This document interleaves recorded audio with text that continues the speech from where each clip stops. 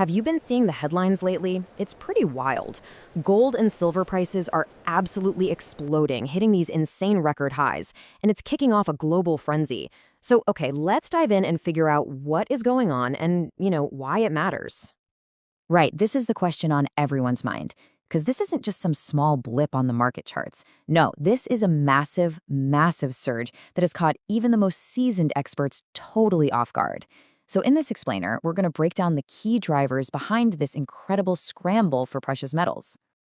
To really get a feel for the sheer mania, you just have to look at what's happening in places like Shenzhen, China. This quote here is from a vlogger who was on the ground, filming people literally crowding and scrambling for silver bars right in the street. Sellers just can't keep up. Someone even described it as looking less like a precious metals exchange and more like a chaotic vegetable market. And, it's not just the public getting swept up in all this. Even the dealers, the folks whose entire job is to know this market inside and out, they're just stunned. This quote from an expert dealer really captures that shock, that feeling that the market is just moving way, way faster than anyone could have possibly predicted. And here it is. This is the number that really puts it all into perspective. In 2025, the spot price for silver shot up by a staggering 161% year over year. That is not a typo, 161%. That is the kind of explosive, almost unbelievable growth that's fueling the frenzy we're all seeing. So, what is causing all of this?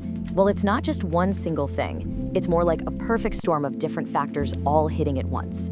But we can kind of boil it down to three main drivers that are pushing these prices into totally uncharted territory. So let's break them down one by one. First up, we've got a classic supply squeeze on our hands. See, for years now, the world has actually been in a silver deficit, which just means we're using more silver than we're digging out of the ground. Now, to make things even crazier, China, which controls a huge 60 to 70% chunk of the world's refined silver, has decided to restrict its exports. That's putting an even tighter chokehold on the global supply. Driver number two is that this isn't just about coins and jewelry anymore. Not at all. Silver is a critical, absolutely vital component for our future. Why? Because it's the most conductive metal on the entire planet, which makes it irreplaceable for all of our fastest growing tech sectors. We're talking AI data centers, electric vehicles, and especially solar panels. This industrial hunger for silver is relentless, and it's only getting bitter. And the third driver? Well, it really boils down to fear.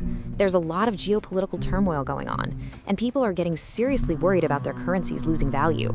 On top of that, everyone's expecting the Fed to start cutting interest rates. So what do you get? A recipe for panic. Investors and even central banks are pulling their money out of traditional assets and just pouring it into the perceived safety of physical gold and silver. Now, it's really tempting to just lump gold and silver together in the same bucket, but it is absolutely crucial to understand that they are not the same thing, not even close.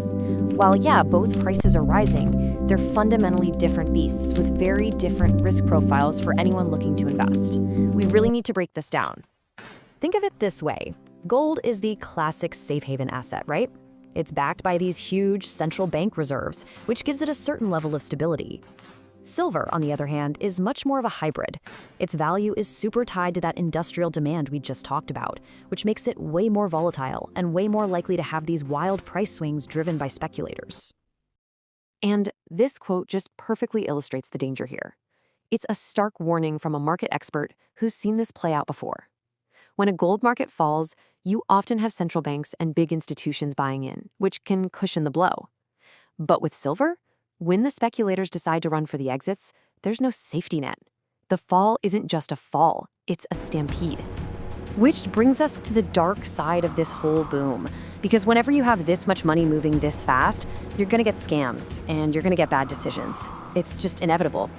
This frenzy is creating the perfect environment for counterfeit products and, for some people, devastating financial ruin. Just listen to this. This is a direct quote from a woman who thought she was buying a 100-gram investment-grade silver bar online. She paid over 10,000 yen for it, but when she had it tested, it turned out to be almost completely fake. With prices this high, the market is just being flooded with counterfeits, and a lot of unsuspecting buyers are getting badly burned. And the risks here go way beyond just fakes. We're hearing these stories of people making some incredibly extreme bets. One woman actually admitted she sold her only house to pour all the money into silver. Another investor remembered a past silver crash where a client lost nearly 200,000 yen because they just assumed silver would act exactly like gold. I mean, these aren't just investments anymore, they're becoming life-altering gambles. So, with all this chaos and all this risk, where is this all heading? The market is trying to look to the future. And the big question, the central question, really revolves around some truly eye-watering price targets.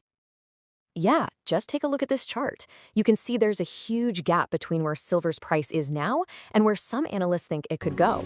I mean, the current price is already a record high, but you have some major banks throwing out targets like $150 or even $170 an ounce. The question on everyone's mind is, can this momentum possibly keep going, or is a massive correction just around the corner? And really, that leaves us with the ultimate question, doesn't it?